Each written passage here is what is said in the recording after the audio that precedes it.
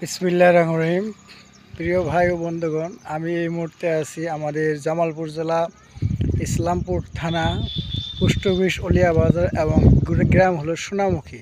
আমি সোনামুখী গ্রামের শেষ মাথায় ধর্মগড়ার মাথায় সোনামুখী এবং ধর্মগড়া এই দুই গ্রামের মাঝামাঝি যে একটা খাল আছে, সেই খালের উপর ব্রিজ, সেই ব্রিজের উপরে আমি আছি।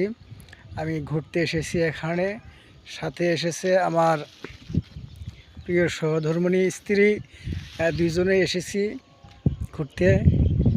এখানে একটু এই ব্রিজের উপরে খুব সুন্দর ঠান্ডা বাতাস, এই গরমের প্রচুর গরম, এই গরমের মধ্যে এখানে খুব শান্তি তৃপ্তি পাওয়া যায়।